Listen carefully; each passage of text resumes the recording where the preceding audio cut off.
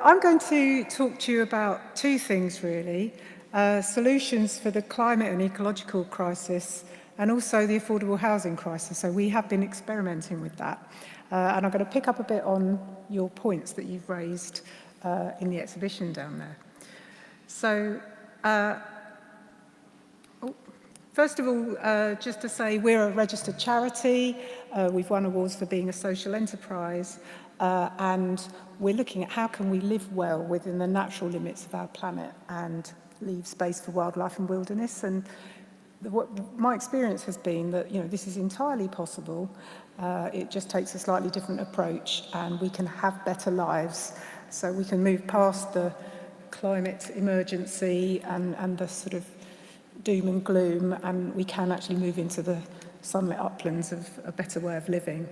But all the kids will be out on strike tomorrow. Quite a lot of organisations will be on a climate strike tomorrow, and they're quite right to be worried.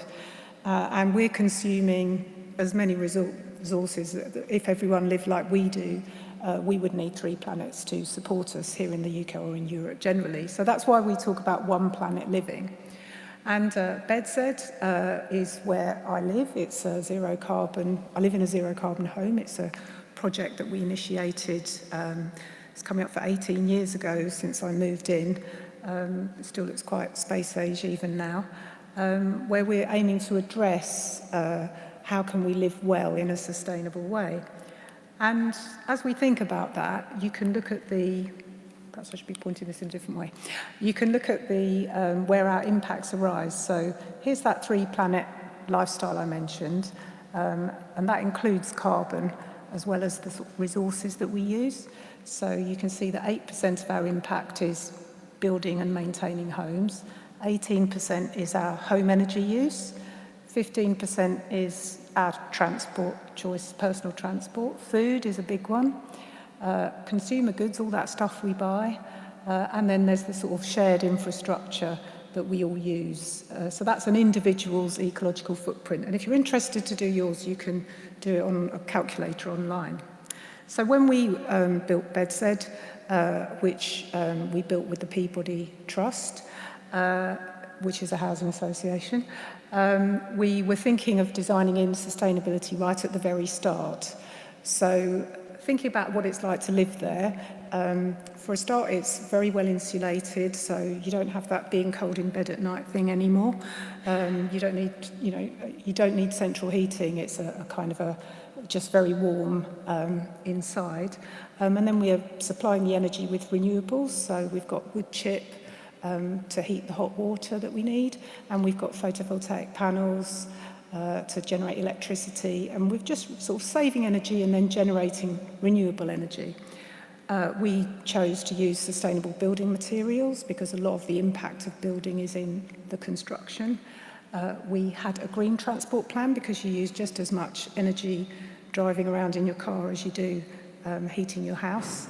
So we make it easy. There's a car club. You don't need to own a car, so you can just use the car when you need to. We have good public transport nearby, and encouraging walking and cycling. We've got half as much car parking, and that's a way of actually achieving value because you can build out more on the land if you not using as much space for roads. And also we have a lovely community garden, so that really adds to the value and just the loveliness of living there. Saving water, make sure we've got on-site composting and recycling. There's a little bit of food growing going on, and we've got a really great culture, and people love living there. And I think a key principle is if you think about it in the day in the life of a person at different stages in a life, how are we making it easy for people to do the right thing, the right sustainable thing, and difficult to do the wrong unsustainable thing? So there you can see the car club car and the bicycles. And I did my footprint recently, and I was running around the office saying, oh, I've got to one planet living, because it's actually quite hard. So living at Bedsed as I do, and not flying for holidays, but going on the train, and gone completely plant-based food now, and so we share things across the community. so I'm not spending as much on consumer goods.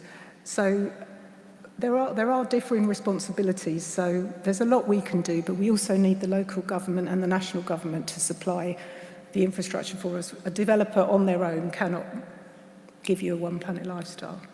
But even though we're living with a reduced one planet lifestyle, actually it feels a more bountiful life. I know people at Bedside know on average 20 of their neighbours, whereas over the road they only know 6. If you know more of your neighbours, an NHS study shows that you will have better physical and mental health. The kids can go out to play.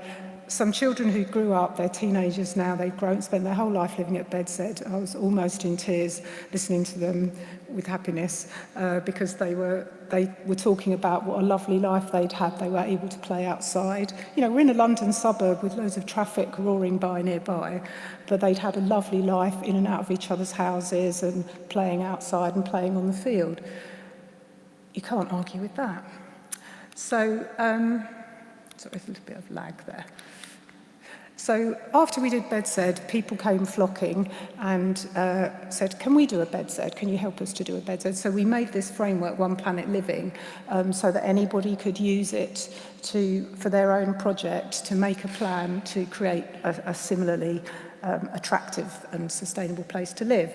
I won't read it all out, but you can see it goes from saving energy and resources, waste, food, travel, and in fact, hopefully you've read the bit down there, through to the economy and health and happiness, and of course community.